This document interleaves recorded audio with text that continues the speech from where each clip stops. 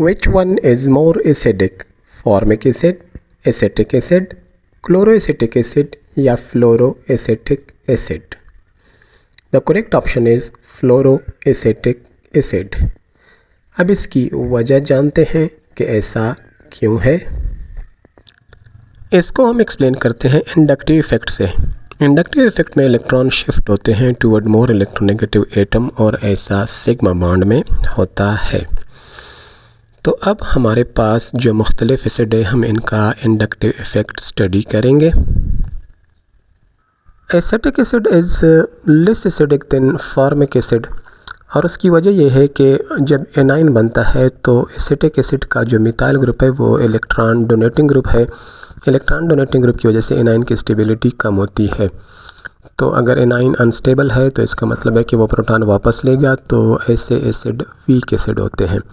तो formic acid में A9 की स्टेबिलिटी जो है वो निस्बतन ज़्यादा है क्योंकि हाइड्रोजन उतना ज़्यादा इलेक्ट्रॉन डोनेटिंग ग्रुप नहीं है।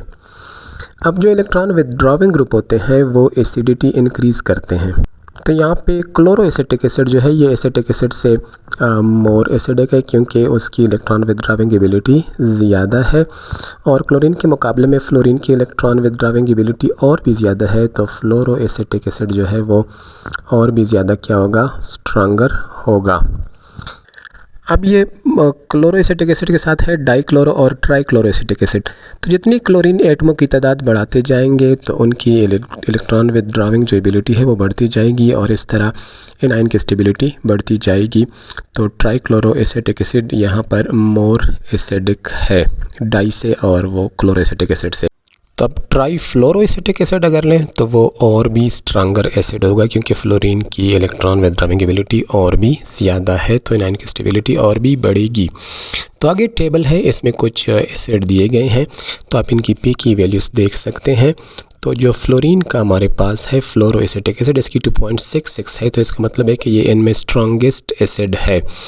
और इसके मुकाबले में ये जो आपका एसिटिक एसिड है ये 4.76 है जो कि वीक है। तो इसके अलावा अगर हम मज़ीद देखें इसमें तो आयोडीन के मुकाबले में ब्रोमीन के और ब्रोमीन के मुकाबले में क्लोरीन के और क्लोरीन के मुकाबले में जहाँ पर फ्लोरीन है तो वहाँ की एसिडिटी ज़्यादा है for the same number of carbon in acid. एक और हम पॉइंट ये है कि जितनी चेन में कार्बन की तादाद बढ़ती जाएगी और अगर हेलोजन का एटम सेम है तो एसिडिटी डिक्रीज़ होती जाएगी, जैसा कि आप नीचे वाले में देख सकते हैं ब्रोमीन के जो मुख्तलिफ आपको एसिड दिखाए गए हैं।